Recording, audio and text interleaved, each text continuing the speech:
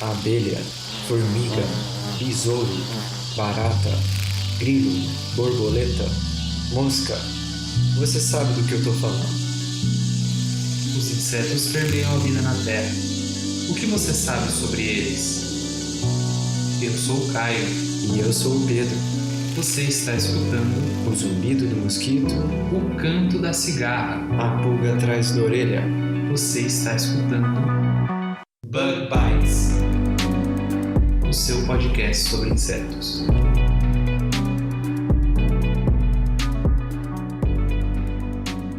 Estamos começando mais um Bug Bites. Falando diretamente da Toca do Besouro Studios. E essa semana a gente tem mais um 10 fatos. Não é isso aí, Pedro? É isso aí, Caio. Essa semana a gente vai conversar sobre 10 fatos muito interessantes sobre os bed bugs, que também são conhecidos como percevejos de cama ou de colchão. Eles, né, Pedro, que são, assim, um tanto quanto conhecidos e até temidos, né? Principalmente por quem costuma viajar pelo mundo. Exatamente, Caio. Tem muita coisa interessante sobre a biologia do percevejo de cama, que vai muito além do fato de ele ser considerado uma peste, né? Mas antes de a gente conversar sobre eles, a gente tem alguns recadinhos que a produção separou, não é mesmo? É isso aí, Pedro. O primeiro recadinho é sobre as ilustrações que a nossa amiga Isadora, do Amor por Flor, está produzindo em parceria com o Bug Bites. Ela faz umas ilustrações muito lindas de insetos e de muitas outras coisas. E ó, Pedro, tá fazendo sucesso, viu? Muita gente já comprou cartões para presentear a família e os amigos, e teve gente que até comprou ilustrações para enquadrar, hein? Muito legal, Caio. E eu fiquei sabendo que você já fez um pedido, né? E se o ouvinte quiser fazer um pedido, como é que ele faz? Bom, Pedro, é só entrar lá no Instagram dela, que é @amorpeflor. O link vai estar no nosso site e também na descrição desse episódio. Corre lá que tem ilustração exclusiva e é só a partir de R$8. É isso aí, vale muito a pena. Eu também recomendo todo mundo ir lá conferir a Amor por Flor. Mas, Caio, eu acredito que tem mais um recado, é isso mesmo? Tem sim, Pedro. O recado é para esse ouvinte que está escutando o Bug Bites pela primeira vez. Não esquecer de seguir a gente em todas as redes sociais. A gente tem LinkedIn, tem Facebook, tem Instagram, tem YouTube, tem Twitter. É só dar uma buscada lá, Bug Bites Podcast. E se quiser, também pode aprender a escutar o Bug Bites direto no celular. É só entrar no link bit.ly/assine-o-bebê e assistir o nosso tutorial, lembrando que é tudo completamente grátis. É isso mesmo, Caio. E quem não quiser baixar um aplicativo diferente para o seu celular, mas já é usuário do Spotify, a gente também está no Spotify. Inclusive para quem não é usuário premium, é só baixar o app e sair escutando. É isso aí, Pedro. Bom, Caio, nossos recados estão dados, bora para a curiosidade? Bora lá, Pedro.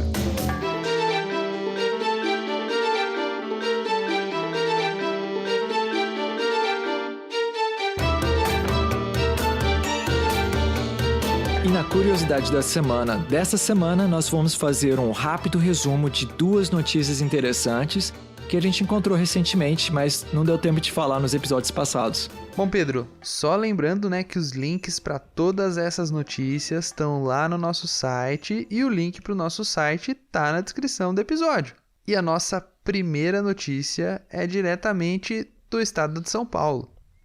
No dia 28 de novembro desse ano, saiu uma notícia muito legal lá na revista Nature, que é uma das revistas mais importantes no que se refere à ciência, com o título How Science Supports São Paulo. Nessa notícia, eles falaram da importância da FAPESP, que é a Fundação de Amparo à Pesquisa do Estado de São Paulo. E é bem legal que eles abrem a reportagem falando sobre um caso muito interessante, de como o apoio da FAPESP foi importante para o desenvolvimento de uma rede de pesquisa, a rede Zika, que ajudou a desvendar essa importante doença transmitida pelos mosquitos, principalmente lá no Nordeste do Brasil. Muito interessante, Caio. Mas o papel da FAPESP vai além, né, também da rede da Zika, né? O que mais que o artigo fala? Então, Pedro, a intenção deles foi demonstrar mesmo o quanto a FAPESP é importante não só para o estado de São Paulo, mas também para toda a América Latina. Só para você ter uma ideia, o estado de São Paulo ele é responsável pela publicação de 52% dos artigos científicos que são publicados aqui no Brasil. Sozinhos, os cientistas paulistas eles produzem mais do que qualquer outro país da América Latina, como por exemplo o Chile, a Argentina e até mesmo o México. Em termos do nosso país, aqui do Brasil, São Paulo supera até no investimento. Enquanto no Brasil, em 2016, foram gastos aí cerca de 79 bilhões de reais em pesquisa e desenvolvimento, em São Paulo foram gastos cerca de 25 bilhões. Sem dúvida, Caio. São Paulo é realmente não só um dos estados, né, mais desenvolvidos do país, mas um daqueles que investe mais em ciência. Na verdade, vários cientistas, né, de todo o país, de todas as regiões, vêm para São Paulo para fazer ciência. E o que mais que o artigo fala, Caio? Bom, Pedro, o artigo ele fala ainda sobre alguns projetos muito importantes de São Paulo, como por exemplo o IAC, que é o Instituto Agronômico de Campinas, que ele foi muito importante, por exemplo, na década de 30, para o desenvolvimento de variedades de cana-de-açúcar que fossem mais produtivas. E essas tecnologias que tornaram possível, por exemplo, o desenvolvimento de um combustível renovável, que é o etanol. Essa reportagem ela fala ainda, por exemplo, do projeto Biota. Explica aí para os nossos ouvintes que projeto que é esse, Pedro.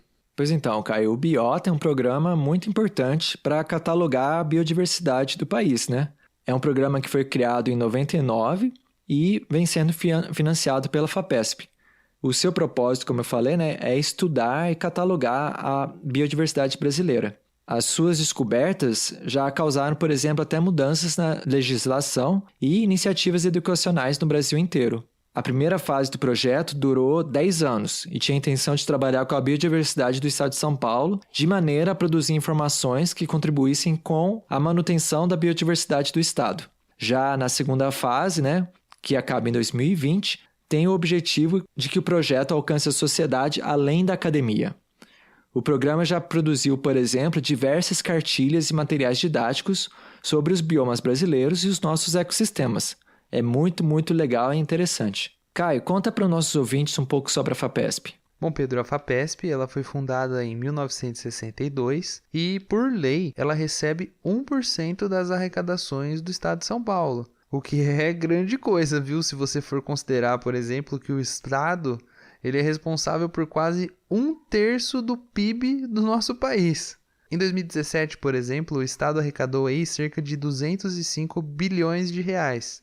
Ou seja, a FAPESP recebeu mais de 2 bilhões de reais, cara.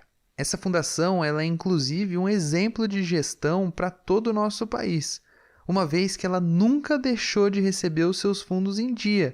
E esses fundos eles são mantidos e geridos de modo a financiar diversos projetos de pesquisa, como por exemplo o projeto de iniciação científica da produção e até mesmo recentemente o seu pós-doc, né? Projetos de laboratório e até projetos de empreendedorismo. E olha, de acordo com o diretor científico da FAPESP, o Dr. Carlos Cruz, para cada R$1 que é investido no programa de empreendedorismo da FAPESP, por exemplo, vão ser gerados R$11 no setor privado. É um exemplo, não é, hein, Pedro? Ou se é. E fica aqui a recomendação de quem quiser saber mais sobre a importância da ciência, né, no desenvolvimento. Aqui no nosso caso foi de um estado do país, mas a gente comentou em um episódio passado sobre a importância da ciência no desenvolvimento de um país inteiro, né? Então fica a recomendação, se eu não me engano, ao nosso segundo episódio, né, Caio? Isso aí, Pedro, segundo episódio. E quem quiser, dá uma buscada aí no histórico e vai poder acessar nosso episódio.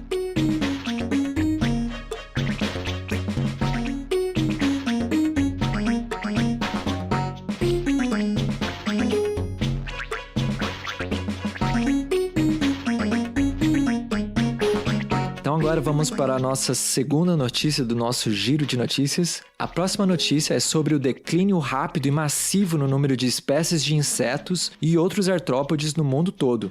Em 30 de outubro deste ano foi publicado no periódico científico PNAS um estudo demonstrando que este declínio, que é observado no mundo todo, pode afetar toda a cadeia trófica de um habitat. Em Porto Rico, os autores observaram que de 1970 para cá, houve uma queda de 10 a 60% da biomassa de artrópodes nas florestas tropicais de lá. Eles também reportam que essa queda de biomassa em artrópodes é acompanhada por uma queda também na biomassa de vertebrados, como aves e répteis, que são os seus consumidores. Os autores atribuem essa queda ao fato de que nesses 30 anos, a temperatura média nessas florestas também subiu cerca de 2 graus Celsius. Bom, e para completar esse artigo, né, a gente também vai deixar uma reportagem da Scientific American muito interessante, que fala sobre esse declínio global dos artrópodes. Um dos pontos interessantes é que apesar de a queda de biodiversidade e biomassa ser grande e muito rápida, é interessante que alguns artrópodes, na verdade, estão aumentando suas populações, como é, por exemplo, o caso de insetos invasores. As possíveis causas desse declínio são muito variadas. E quem quiser saber um pouquinho mais sobre esse assunto, link lá no nosso site. É isso aí. Vamos lá então para os nossos 10 fatos que talvez você não sabia sobre os bed bugs. Vamos lá, Pedro.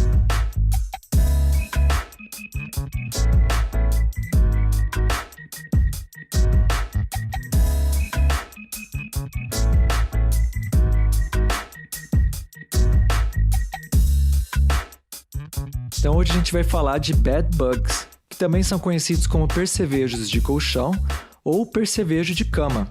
Estes são insetos da ordem Hemiptera, que também inclui pulgões e outros percevejos, inclusive o barbeiro.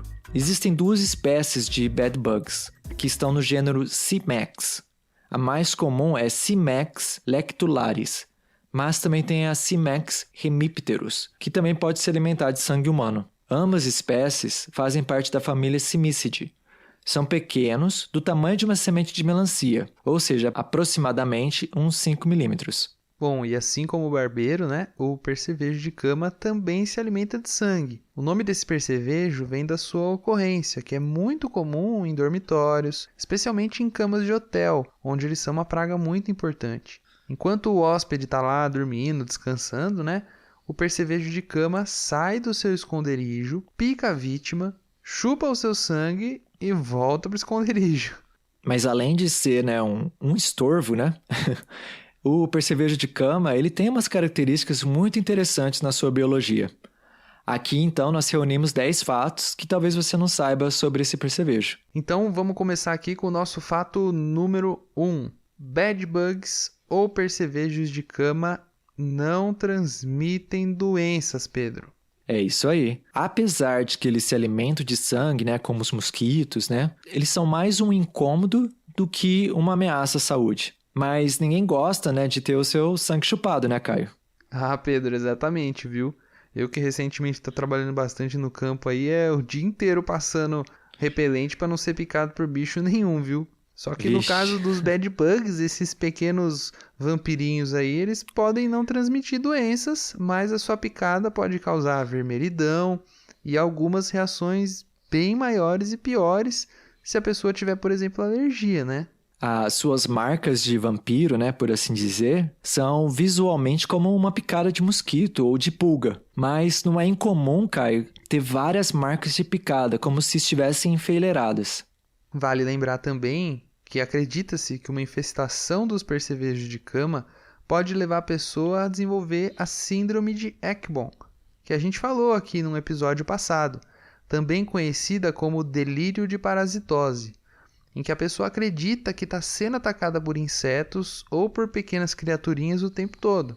Esse é um problema bem sério que pode causar, por exemplo, insônia e até outros problemas de saúde. Como a gente já recomendou anteriormente, nesse caso é importante você procurar um profissional de saúde mental para ele te ajudar a se tratar disso. É isso aí. Vamos então agora para o nosso segundo fato sobre os percevejos de cama, que é o fato de que eles são muito difíceis de se livrar.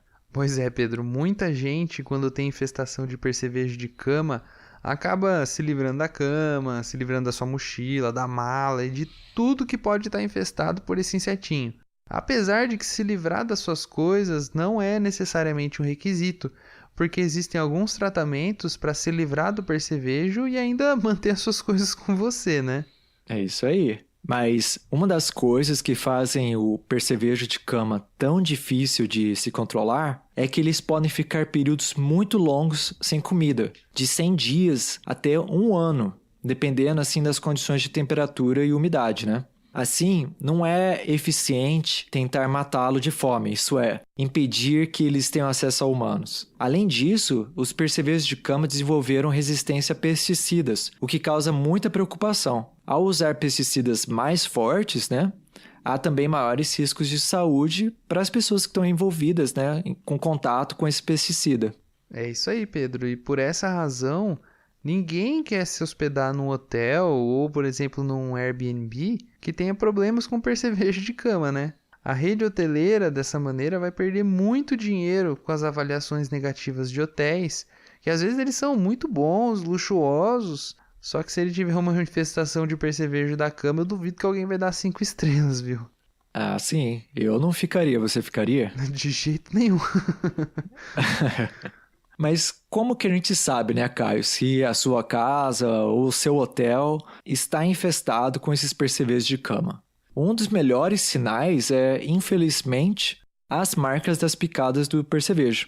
Eu digo infelizmente porque é muito difícil de você encontrar os percevejos antes de eles atacarem. Algumas recomendações comuns é que no hotel você procure, assim, nas bordas do colchão, por sinais de ovos ou das fezes desses percevejos, né?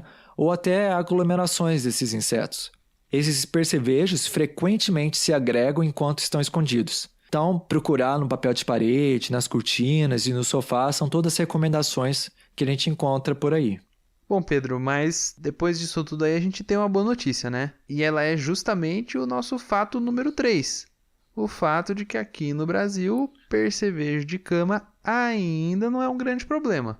É verdade, Caio. Esses percevejos, eles são frequentemente reportados como um grande problema nos Estados Unidos, na Europa e em países em desenvolvimento. Muito brasileiro, contudo, só se dá conta que esses percevejos existem quando viajam para o exterior. Bom, Pedro, e por falar nisso, a rede hoteleira brasileira estava muito preocupada em eventos internacionais, como por exemplo a Copa do Mundo, que eles poderiam tornar o percevejo da cama uma praga mais comum no nosso país.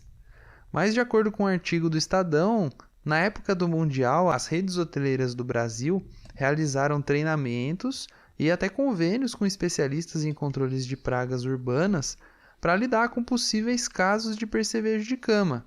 Poucos casos foram identificados, mas foram tratados assim imediatamente, o que, segundo eles, garantiu que essa praguinha não se tornasse um grande problema por aqui. Uma outra coisa, Caio, é que acredita-se que, como no Brasil a gente teve muitas campanhas, né, para controlar mosquitos, e muita gente, né, usa inseticida para controlar não só mosquito, mas barata e outros insetos tão comuns por aqui, né? Então acredita-se que o percevejo de cama teria, assim, indiretamente sofrido com isso, né? E tendo, assim, problemas para se estabelecer por aqui. Mas tem muitas dúvidas, né? Se isso é realmente uma realidade, pois, como a gente já falou, o percevejo de cama desenvolveu resistência a vários pesticidas e continua, apesar disso, aparentemente não sendo um problema por aqui. Na realidade, o percevejo de cama parece não ser tão comum por aqui fisicamente, como também na literatura científica. Eu procurei bastante, tem pouquíssimos trabalhos publicados a respeito de casos de percevejo de cama no Brasil.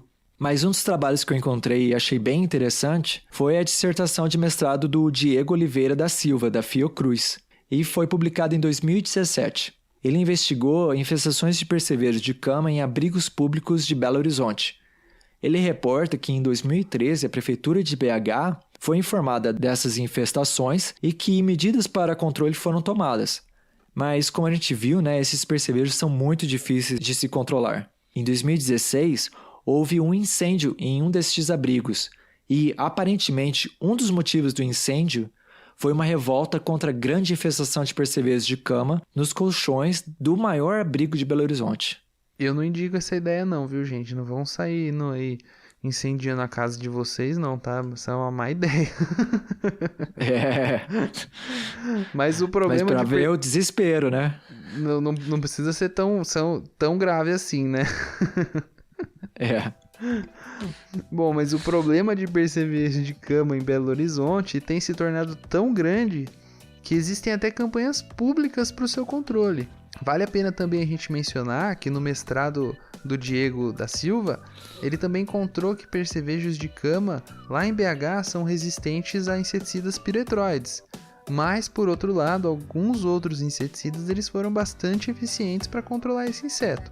O Diego também analisou algumas estratégias de controle que se mostraram bem eficientes, com ou sem o uso de controle químico. A sua dissertação está disponível online para quem conferir, o link está lá no nosso site.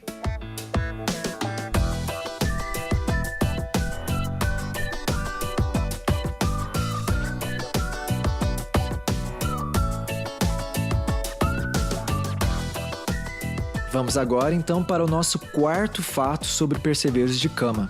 Os percevejos de cama se reproduzem por inseminação traumática. Conta pra gente, Caio, como é que isso funciona? Pedro, é isso aí. O método de reprodução do percevejo de cama é bastante, vamos dizer assim, interessante.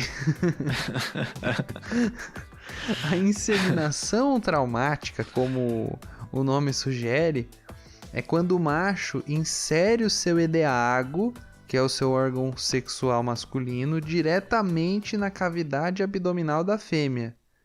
É isso mesmo que você está escutando, viu, ouvinte? O macho causa uma ferida na fêmea, para que o sêmen caia na hemolinfa da fêmea e viaje até os ovários. Cara, é uma maluquice isso. Pois é. E é uma estratégia que não se sabe ao certo por que evoluiu dessa maneira, né? Qual que será que é a vantagem, né, de fazer uma inseminação traumática? Afinal, deixar uma ferida na fêmea pode causar infecções, né? O custo dessa estratégia pode ser bem alto. Apesar disso, tanto o macho quanto a fêmea apresentam adaptações a essa estratégia. O macho, por exemplo, tem o edeago, né, que, como o Caio falou, é o órgão sexual masculino do percevejo de cama, no formato de uma agulha. Então, o macho com esse edeago no formato de uma agulha tem maior facilidade para perfurar o abdômen da fêmea. Já a fêmea, ela desenvolveu uma área específica do seu corpo, que é onde o macho insere esse seu edeago. E acredita-se que essa área assim diminui esses custos, né, esses problemas decorrentes de ter o seu abdômen perfurado pelo macho. E olha, Pedro, não é só o percevejo da cama especificamente que se reproduz dessa maneira um tanto quanto diferente, não, viu? Existem relatos de inseminação traumática em vários outros animais. Tem até casos muito curiosos, como inseminação interespecífica, ou seja, entre duas espécies diferentes. Quando isso acontece, a fêmea pode até morrer devido a reações imunológicas contra o esperma de uma espécie diferente. Isso pode acontecer, inclusive, na família dos percevejos de cama. Tem outros casos muito curiosos em Cimícide também, como inseminação traumática entre machos. É isso mesmo, inseminação traumática homossexual. Todos esses casos são curiosos, mas a gente não consegue entender até hoje por que eles acontecem e que função eles têm. Para você ver, né, Caio, as surpresas que a biologia tem, né? Esses percevejos, eles são mesmo surpreendentes. E se não bastasse, né, serem hematófagos, difíceis de controlar e usarem de inseminação traumática para se reproduzirem, os percevejos de cama apresentam um mutualismo nutricional com ninguém menos que a Wolbachia. É isso aí, o nosso ouvinte já ouviu falar dessa bactéria antes. E esse é o nosso quinto fato, que é a relação entre estes percevejos e essa bactéria. Pedro, essa relação é muito interessante e ela foi inclusive um dos capítulos da minha dissertação de mestrado. Então, só para o nosso ouvinte entender, quem sabe um dia a gente não faz um episódio, por exemplo, falando de simbiontes, né, Pedro? Como eles podem afetar a vida dos insetos. Mas a Wolbachia é uma bactéria que está presente em cerca de 40% dos artrópodes que a gente conhece. E ela é uma bactéria que geralmente manipula a reprodução dos seus hospedeiros, a reprodução de quem ela está infectando. E ela pode, por exemplo, causar a morte de macho, causar apenas que a progenie seja de fêmeas, ela pode alterar a razão sexual, pode alterar diversas coisas. Mas em Simix, que é o percevejo da cama, ela pode ser considerada um parceiro, um simbionte bonzinho que vai ajudar ela.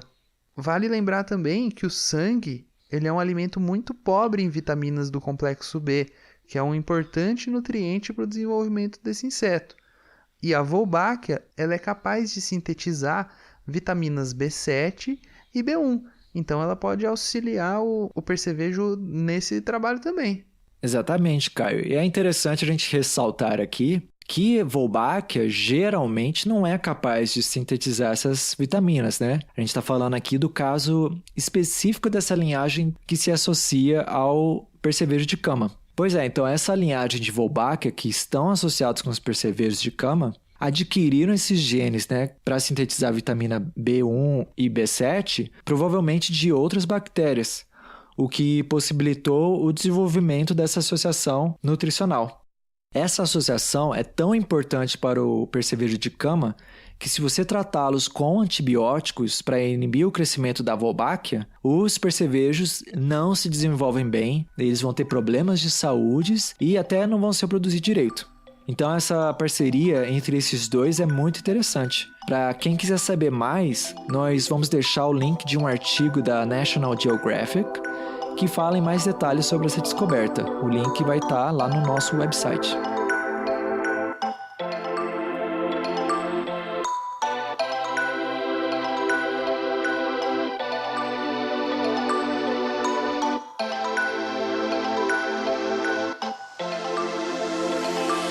Bom, chegamos então ao nosso sexto fato sobre os percevejos da cama.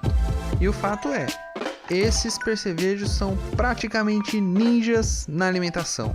Exatamente, como os ninjas são sorrateiros e o melhor ninja é aquele que você não consegue ver, os percevejos da cama fazem todas as suas atividades no silêncio e discretamente. Eles saem dos seus esconderijos quando as suas vítimas estão dormindo e trau! Inserem as suas espadas, ou melhor, o seu aparelho bucal sugador na pele das suas vítimas para começar a sugar o seu sangue. Mas isso não é uma atividade super rápida não, viu? Esses insetos eles podem ficar 5 a 10 minutos lá sugando o seu sangue. Mas como assim, hein, Pedro? Exatamente, Caio. Como é que um inseto fica na sua pele, chupando sangue por 5 a 10 minutos e a gente nem percebe? Pois então, Pedro, esses insetos eles encontram suas vítimas atraídas pelo calor e pelo gás carbônico que elas estão liberando.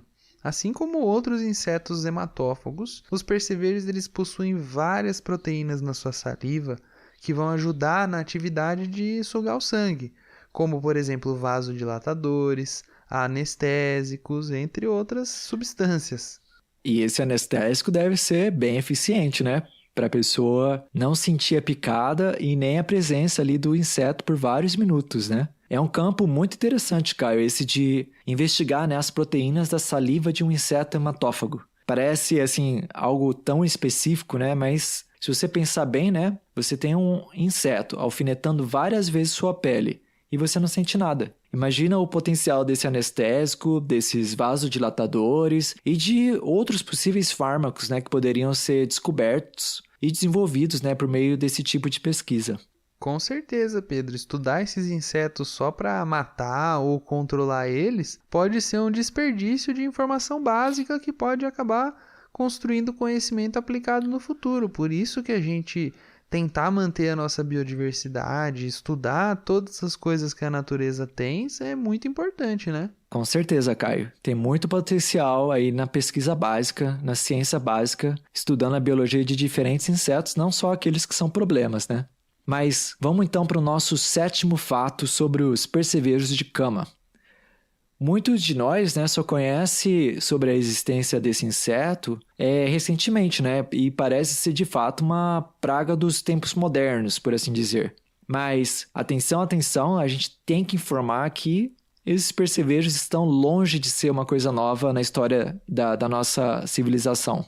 É isso aí, Pedro. Existem relatos de tumbas egípcias onde esses percevejos da cama foram encontrados, e até mesmo um grande pensador como Aristóteles, em aproximadamente 400 a.C., ou seja, quase 2.500 anos atrás, ele falava dos percevejos de cama.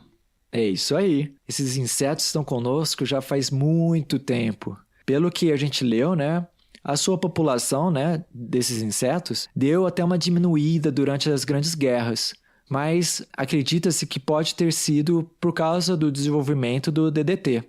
Mas existem controvérsias. Aparentemente, esses percevejos já estavam desenvolvendo resistência ao DDT. E assim, então era só uma questão de tempo até que eles voltassem a se proliferar. Para quem quiser saber mais, a gente vai deixar um outro link de um artigo no nosso website. Bom, vamos então lá para o nosso 8º fato, que é uma pegadinha, hein? O percevejo de cama não tá apenas em dormitório. É isso mesmo, a gente já falou do perigo desses percevejos em quartos de hotel, em colchão, em cama. Mas a verdade é que eles não gostam de um cômodo só da sua casa não, viu? Eles podem estar, inclusive, aí na cozinha enquanto você tá lavando louça agora, viu? Então não se engane, viu? Pois é, mas olha, não é razão também para pânico. Mas se você tiver suspeita de infestação destes percevejos, talvez tratar só o seu dormitório não seja a melhor estratégia. Eu até me lembro, Caio, de um amigo meu no departamento de entomologia, que ele foi investigar um caso, de percevejo de cama nos ônibus da cidade. Pois é, a hipótese é que os estudantes, quando eles pegam os ônibus, sem querer, eles trazem das suas casas os percevejos de cama. E aí esse percevejo de cama passa para o assento do ônibus. E aí quando um outro estudante vem e coloca sua mochila lá no assento, o percevejo de cama sobe na mochila e vai infestar uma nova casa. E assim por diante. Caramba! Isso, aliás, me lembra de um detalhe importante que a gente ainda não falou sobre esses insetos, né? O Cimex, ele não tem asa funcional, o que significa que eles não podem voar. Então, o único método de dispersão desse percevejo é por meio do deslocamento feito pelos seus hospedeiros ou pegando caroninha aí. Através da bagagem de mão do turista, das roupinhas ali na mala e, como o Pedro falou, até mesmo através de mochila, pegando carona no busão. Pois é, Caio. Mas agora a gente se perguntaria, Mantendo a casa limpinha, mantendo as roupas lavadas, a gente não deve correr risco, de infestação por percevejo de cama, Pois é aí que a gente se engana, viu, Pedro? O 9º fato é que o percevejo de cama não é só uma questão de higiene. Mesmo em casa muito limpinha, em hotel de luxo, muito bem avaliado, os bedbugs podem desenvolver uma infestação, viu? Pois é, Caio, a gente tem a tendência a acreditar que quando você tem uma infestação com barata, ou com pulga, ou com piolho, a gente sempre pensa, isso é falta de higiene. Mas esse não é o caso com o percevejo de cama, que, na verdade, ele se aproveita das condições que a gente vive mesmo, mesmo se estiver tudo limpinho, para achar seu esconderijo e fazer suas atividades ninja, Exatamente, Pedro. O grande problema é que mesmo que você mantenha a sua casa limpa, que você pegue um quarto que esteja bem limpinho, pode ser que alguém trouxe esse percevejo. Esse é o problema. Eles são muito bons de se dispersar. Então, mesmo que você esteja num lugar que é muito limpo, muito bem cuidado, você nunca sabe quem que vai ser o próximo hóspede, ou se você vai estar num ônibus que vai estar infestado, se você vai trazer um amigo que infelizmente ele está trazendo na mochila, você nunca vai saber. Então é muito complicado, porque eles são realmente muito bons em infestar qualquer lugar, cara. Eles são muito eficientes no que eles estão fazendo. Poxa, cara, então a pessoa fica meio na sua sorte, na loteria, de não entrar em contato com um lugar infestado com o percevejo de cama, Mas vamos dizer, se uma pessoa tem a sorte ruim, ou a má sorte, desculpa, de carregar um desses insetos para sua casa e desenvolver uma infestação. Como é que a gente vai se livrar deles, Tem muita gente que tem receitas caseiras, Caio. Mas, como a gente já falou antes, a gente sempre repete, não vale a pena, Caio? É isso mesmo, Pedro. A gente sempre procura dizer aqui no Bug Bites que contra qualquer inseto, qualquer praga, qualquer peste, qualquer um desses problemas, você não deve tentar receita caseira, não deve sair procurando na internet como é que faz. Você tem que procurar um profissional. Então, querido ouvinte, se você acha que tem percevejo de cama na sua casa, se você encontrou percevejo de cama, você tem que procurar na sua lista telefônica, procurar na internet, não o que você deve fazer, mas sim um profissional recomendado. Alguém que trabalha com praga urbana, com certeza aí na sua cidade tem profissionais que tratam de pragas urbanas, de barata, de rato, tem todo esse tipo de coisa, não é difícil de encontrar e geralmente esse tipo de serviço também não é caro. Então você procurar um profissional é sempre o mais correto. Pois é, Caio. E esse é, na verdade, o nosso 10º fato sobre os percevejos de cama. Procure um profissional caso você tenha uma infestação. Como a gente já falou antes, esses insetos eles são resistentes a vários inseticidas, né? E eles são muito, muito resistentes a vários tipos de tratamento, Caio. Eu olhando aqui, pesquisando sobre o assunto, eu vi que eles podem sobreviver a altas temperaturas, baixas temperaturas, umidade baixa, umidade alta. Então, existe uma série de tratamentos muito específicos para conseguir se livrar desse inseto. E também para você tratar, né, as coisas que você tem, para você não precisar jogar fora, né? Como muita gente faz, né? Queima o colchão...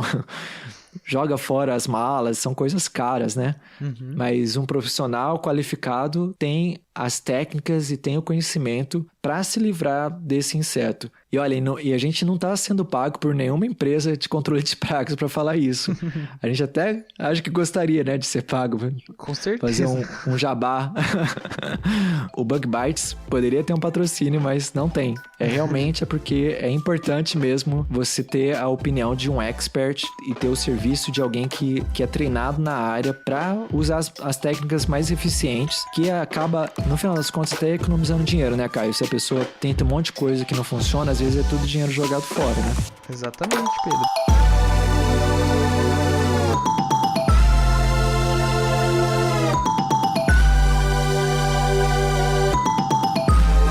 Então a gente vai ficando por aqui. Esses foram os 10 fatos sobre o percevejo de cama, também conhecido como bed bugs. E bad é B-E-D, né? Porque eu também já vi escrito na internet bad de mal, né? Os bichinhos ruins. Mas eles não são ruins, como a gente viu, não transmitem doenças, eles são mais... é um estorvo mesmo. Então é isso aí, a gente vai ficando por aqui, até a semana que vem. Tchau! Até a semana que vem, um abraço para todo mundo, tchau!